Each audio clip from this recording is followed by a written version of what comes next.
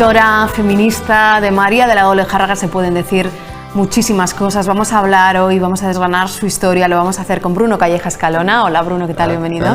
Aquí estamos. Una figura clave. Eso es. Sí. Una figura sobre la que podríamos estar hablando horas, horas y horas, porque desde luego, bueno, tuvo una carrera en lo profesional meteórica, una avanzada de su tiempo, decía yo, escritora feminista. ¿Por dónde empezamos con María de la Olejárraga? Vamos a empezar por el principio, que es lo Venga, más fácil. Pues bueno, María de la Olejárraga, pues ¿quién era? Pues era una mujer que nació el 28 de diciembre de 1874 en San Millán de la Cogolla.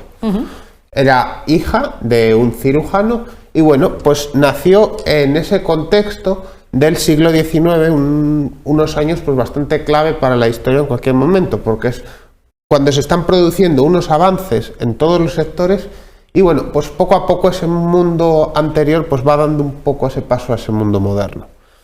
En ese contexto, pues bueno, pues empezamos a hablar de figuras pues muy destacadas, como pueden ser, por ejemplo, las sufragistas inglesas, que son las primeras mujeres que alzaron su voz a favor de pedir para el voto, porque claro, ellas se sentían igual que los hombres.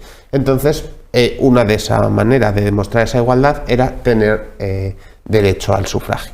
Y bueno, pues en ese contexto, pues bueno, se está dando. Nace esta mujer, que bueno, una mujer que desarrolla su infancia pues en su pueblo natal, en San Millán de la Cogolla, y bueno, y que pues en un momento pues se siente llamada, digamos, por los estudios. Ella pues quiere estudiar, quiere acceder a ese mundo y bueno, pues da el paso, que para cursar sus estudios pues tiene que irse a Madrid. Y bueno, y allí empieza a estudiar magisterio, porque también es otra de sus preocupaciones. Ella quería que las mujeres de la época tuviesen también una educación, pudiesen acceder a una educación y no para poder tener pues, su propia independencia económica o su propia libertad, de una palabra, pues funcionar por ellas mismas también.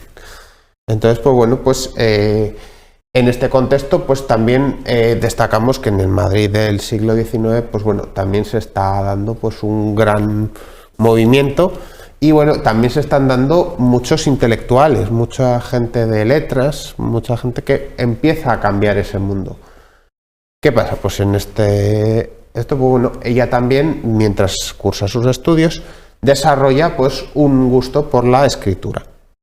Y bueno, pues en ese mundo pues conoce también a otro riojano como Bartolomé Cosío y bueno, empieza a forjar ese mundo en el Madrid de la época. Que bueno, pues que también que podemos decir de ella, pues que formó parte también en ese mundo que conoció en Madrid de la Institución Libre de Enseñanza, que bueno, era una también de esos avances de lograr que la educación fuese para todo el mundo y llegase a todo el mundo. Pues bueno, pues es uno de, digamos que son sus primeros pasos hacia ese mundo, hacia la persona, la personalidad que posteriormente será María de la Olejárraga. Vamos a hablar de un paso clave, una acción clave dentro de esa carrera de María de la Olejárraga en ese Madrid del siglo XIX. Ya estamos hablando de esa parte de ese gusto por la escritura, desde luego por la formación. ¿Cuál es el siguiente paso clave? Pues el siguiente paso clave es cuando ella conoce al que será su marido, Gregorio Martínez Sierra. ¿Por qué? Pues bueno, en este momento, pese a que estamos viendo unos avances tan grandes en el mundo, pues no es lo habitual que una mujer publicase una obra. Y bueno, pues sus primeras obras, pues como pueden ser Canción de cuna o diversas obras, pues se publican a nombre de su marido, que es Gregorio Martínez Sierra. Lo estamos viendo ahí a los dos en una fotografía. Que para esto le permite a ella, pues bueno, pues que sus textos salgan a la luz, aunque en un primer momento no sea con su nombre, su obra empieza a moverse y empieza a adquirir la figura en este caso de su marido, una cierta relevancia. Lo que escribe gusta. Y bueno, pues empieza a tener también, a iniciar esa trayectoria literaria que también, creo que aunque a veces, desde luego, relacionamos a María con los avances en materia social, en materia Pues de hecho, no debemos olvidar que también pues, era una gran escritora. Entonces, bueno, esa carrera literaria que a ella también le gustaba mucho, que era una parte de su biografía, pues bueno, que ella, vamos, que la dominaba y que, vamos, que es también pues, una de las que ha pasado a su historia.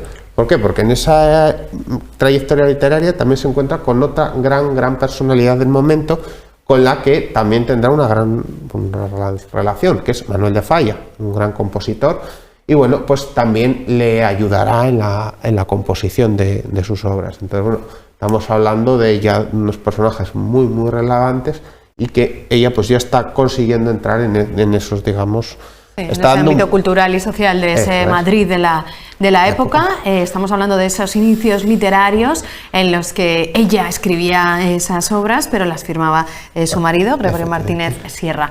¿Cuál es el siguiente paso clave en la carrera de María? Pues bueno, el siguiente paso es cuando da el salto hacia la política. A la política. Ella pasa... y bueno, pero ella entra también en otro momento de cambio. Hemos hablado que ellos se casan en el año 1900, justo al cambio de siglo. Pero para llegar a su vida política, que será ya un poco lo que luego marque a esta mujer, tenemos que llegar al 14 de abril de 1931. Una fecha clave para la historia española porque se proclama la Segunda República. Un cambio de gobierno que, bueno, pues que traerá novedades que le pegará otra segunda vuelta al país. Y bueno, pues en el que se empieza a dar y por primera vez la mujer recibe el derecho a voto. Bajo la República la mujer pudo votar por primera vez. Y bueno, y una de las primeras diputadas que salió pues fue María, que salió por la localidad de Granada.